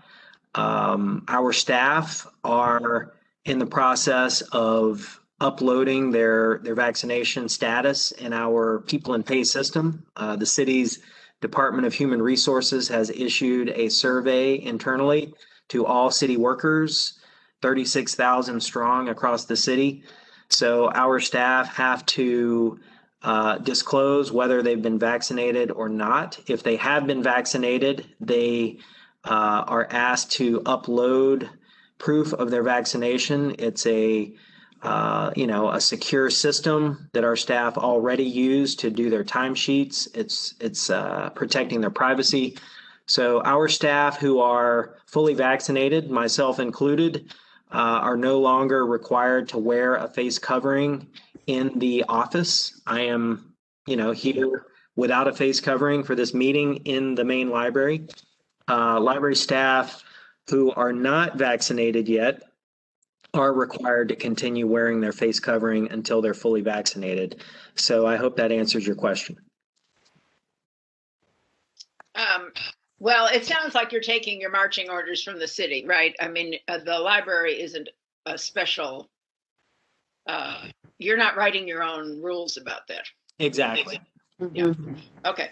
Now, my next question, which you're not going to want to hear, but it is, a pet peeve of mine. And I was very sympathetic with the second speaker in public comment who asked about the elevators. And she voiced her dismay as I have before, that they're not now up and running. So my question, and I understand all the problems why they weren't, that there were parts and there were only a certain vendor.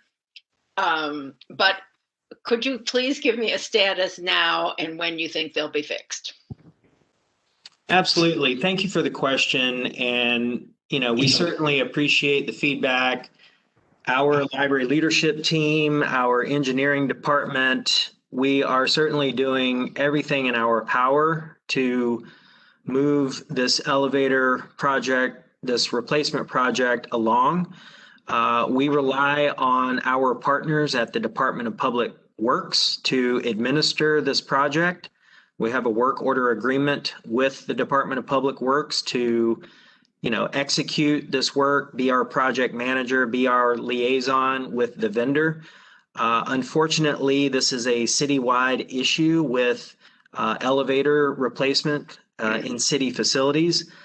There are a very limited number of vendors that are city compliant that are able to execute this work.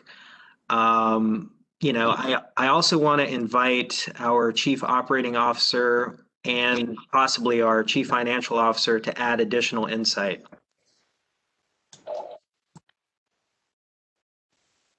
Hi, Michael and commissioners. This is Maureen Singleton, your Chief Operating Officer. Hi, Maureen. So, yes, hi. So definitely we have been working with the Department of Public Works to try and expedite moving this contract forward.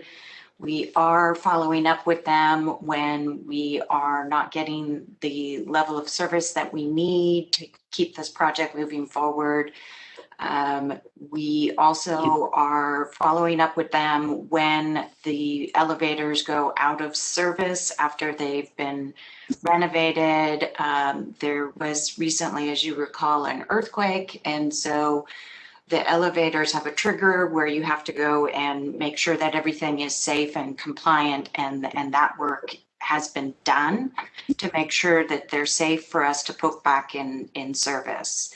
We are continuing to work with them to make sure that this project moves forward and manage any delays that are happening with Public Works and the vendor. And we're really hoping to have more advancement on the remaining elevators that need to be renovated by the end of this calendar year. And we are sequencing things. Wait. I'm sorry. Can you just say that again about the end of the calendar year? Yeah, by the end of this calendar year, because we have to sequence the work that happens over time so that we have access available for the public and for our staff to the various elevators in the main library. So are you saying that they'll all be fixed by the end of the year? I didn't quite understand that.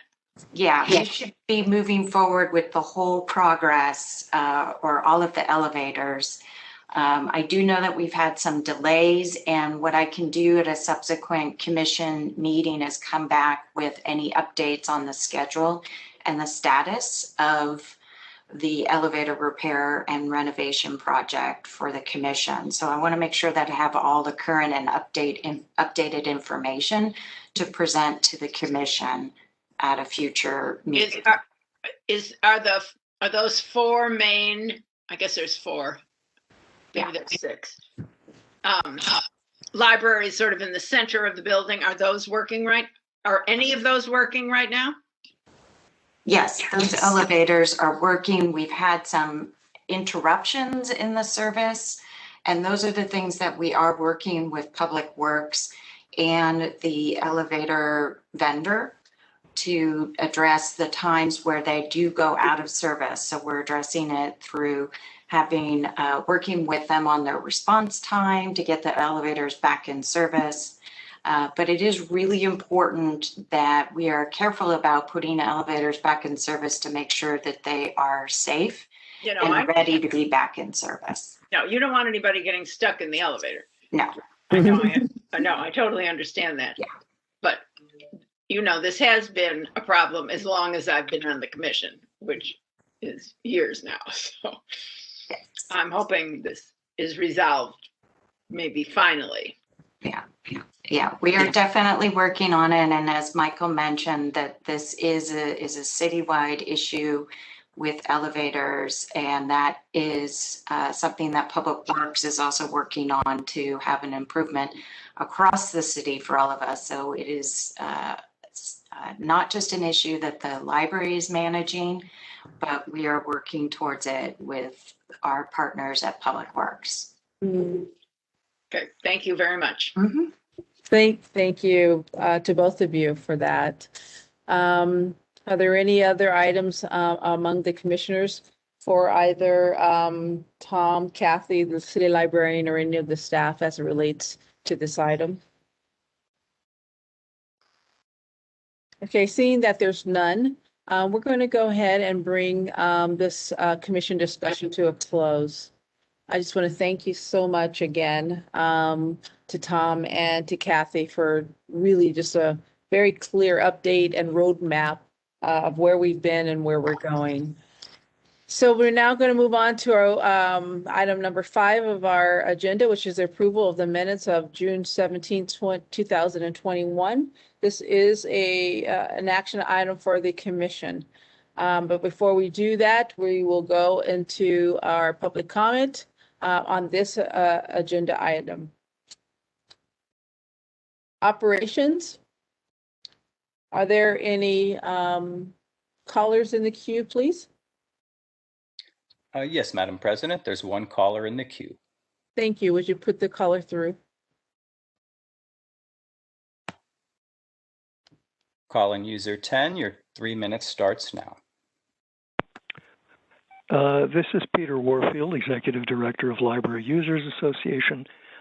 Library Users 2004 at yahoo.com. Is there a problem? No, you're fine. I'm hearing noise. Okay. Library Users 2004 at yahoo.com, also P.O. Box 170544, San Francisco, California 94117-0544. I'd appreciate if you would include all of that in the comments. I think those are important because it's not possible to walk up to somebody and say, hey, let's swap business cards and have a cup of coffee and talk about this, that, or the other thing. These minutes actually are a scandal. They are appalling in their lack of specificity and even just plain honesty with regard to what has happened in quite a number of cases. You have here that on general public comment, I spoke about a complaint at the Sunshine Task Force and how they ruled on a complaint he had brought against the Library Commission. The complaint was brought by Library Users Association. We won, and they found you as a Library Commission, and in particular, then they named your president, Dr. Mary Wardell Giraduzzi, for having violated the law on 2 specific issues. 1, you didn't give a fair opportunity for public comment. Number 2, you didn't give free access, which is key to the open government concept that meetings be accessible for free. Those were 2 violations of the law. And that has been completely eliminated here. There are some problems with the Andrea Grimes, but I won't go into those. I'll leave those for you to fix yourselves, or perhaps the library union is here. On the second item, and on all of these, I'd appreciate if you'd put full contact information. I said I endorsed the direction and many of the details, and certainly the paying of attention to the issues that are raised.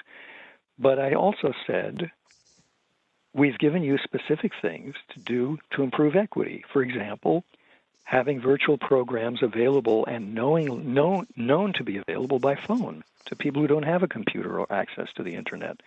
And likewise, equal access to mailed folks who are on the mailing list only for information that the email people get weekly and monthly. There's more to it. The specifics that I talked about for service, the hours are 3 awful minutes. and need. Thank you. Thank you for your comment. Operations, are there any other callers in the queue? Madam President, there are no other callers in the queue at this time. Okay, hearing that there's none, we're going to bring the public comment on this item to a close.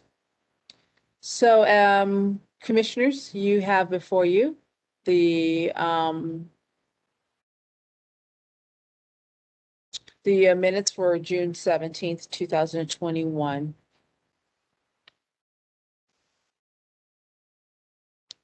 I move to approve the minutes. Thank you. We have I a motion. second. Okay, so I'll just make a note. We have Vice President Huang moved to approve the minutes, and we have Commissioner Lopez seconded. Those of you that are remaining, I will call you by name, and including myself. And when you hear me call your name, say aye for yes or no. Commissioner Lee? Commissioner Lee, would you unmute yourself?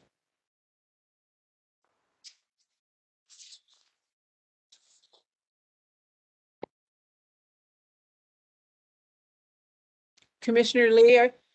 Aye. Thank you. We got you there. Commissioner Mall? Aye. Aye.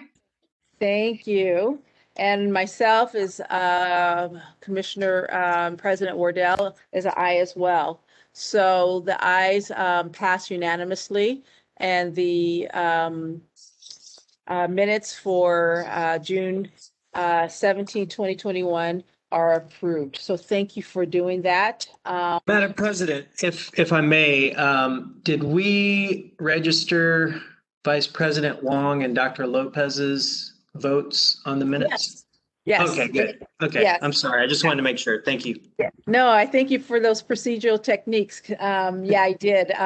One of the things that I did is that after they made it, the remaining commissioners, I did a roll call for them. Oh, perfect. Thank you. Sorry for the interruption. No, not at all. No, I welcome that technical input.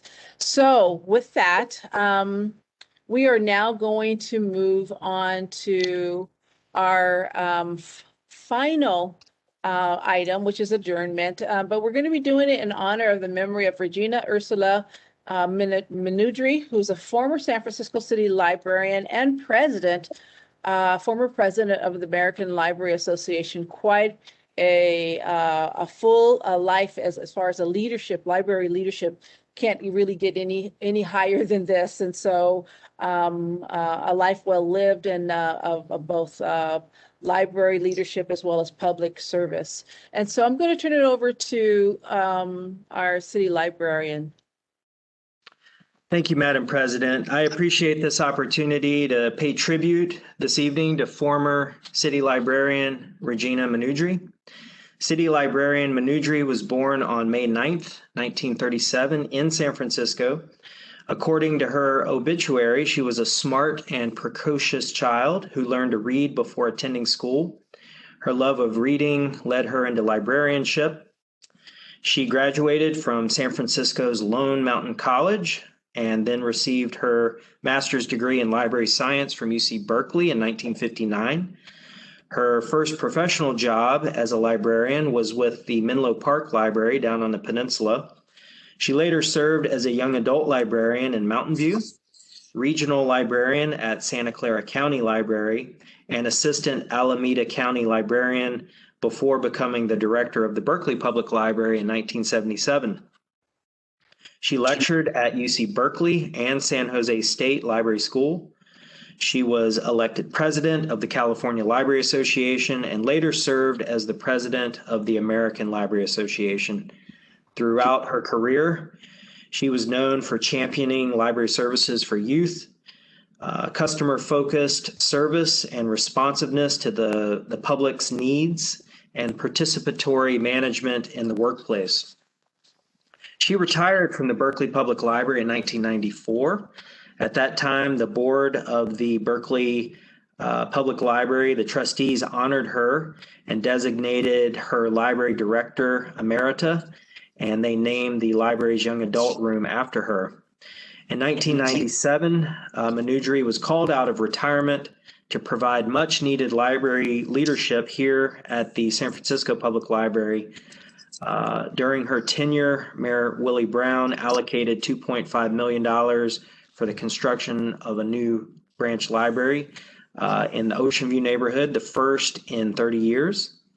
She served as city librarian until 1999. Sadly, City Librarian Manudri passed away on June 18th, 2021 in her Berkeley home. I do regret that I never had the privilege of meeting her and thanking her for her service.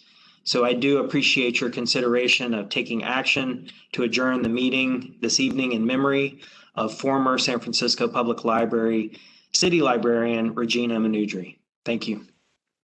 Thank you so much, Michael, for reading that really full and quite beautiful, really record of her life. And what we're going to do now is that we'll take our final public comment on this item, and then we'll move into our final action for the commission tonight, this evening. Operations, are there any callers in the queue? Yes, Madam President, there's one caller in the queue. Oh, thank you. Okay, would you please put the caller through? Yes, pardon me. Call-in user 10, your 3 minutes starts now. Peter Warfield, Executive Director of Library Users Association. I did know Regina Manudri, and I'll have some things to say about her. But first, I want to say she was a tough cookie, and what I want to say now is that I'm making an oral Sunshine Records request of each of the commissioners and the city librarian for whatever they're seeing on their screen right now. And I'd like that sent to Library Users 2004 at yahoo.com or P.O. Box 170544, San Francisco, California, 94117. It'll help me understand what's going on, who's here, and so on. Regina Manudri, as I said, was a tough cookie. I rather appreciated and admired her method. She may not always have agreed with people, including, of course, myself. But what I liked about her particularly was she knew what she was doing, she knew what she wanted to do, and she was very forthright about what she was doing.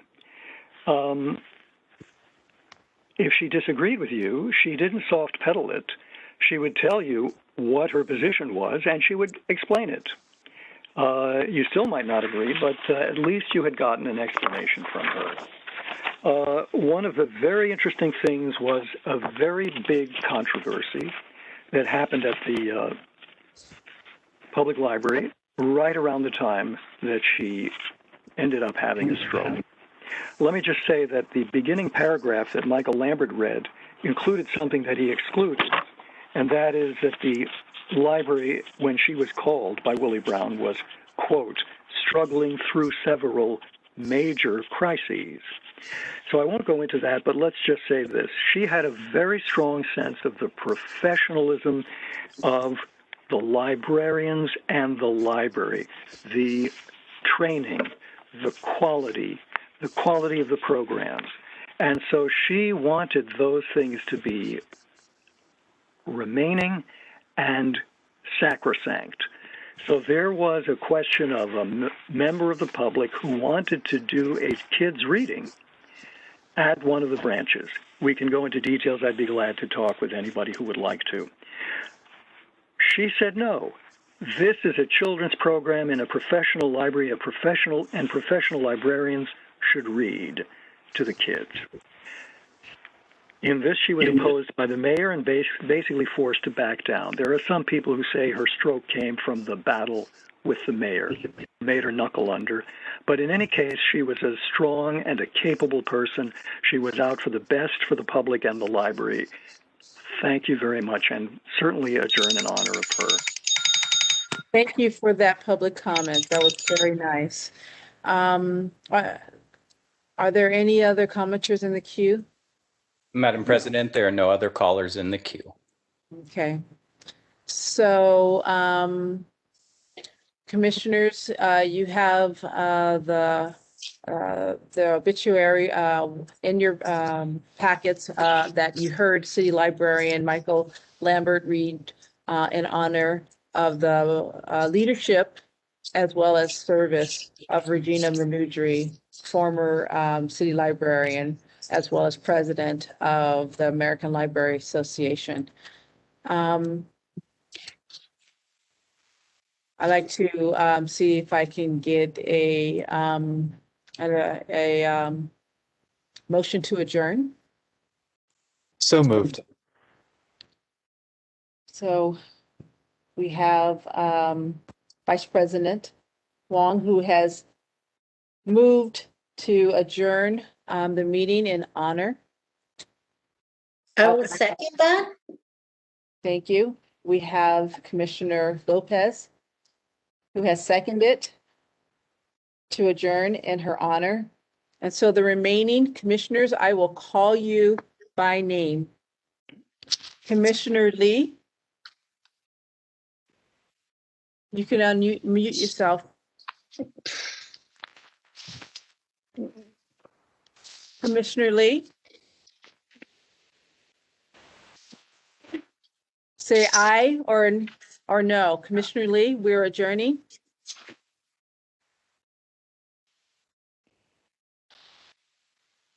He looks like his connection may have gone. I'm going to continue to see what happens in my roll call. I'm currently roll calling to adjourn our meeting in honor of Librarian Manudri. Commissioner Mall? Aye or no? Aye. Thank you. I'm the last one outside of Commissioner Lee, and Sorry, it just reconnected. okay, is it your aye or no? Aye. Thank you. And then finally, myself as president is an aye. We have the motion passes unanimously, and we just want to thank again for this opportunity to recognize a member of the San Francisco Public Library community and family. The motion passes, and the meeting is adjourned. We want to thank all of you, both the public as well as the staff and others that have made it to the end of this meeting.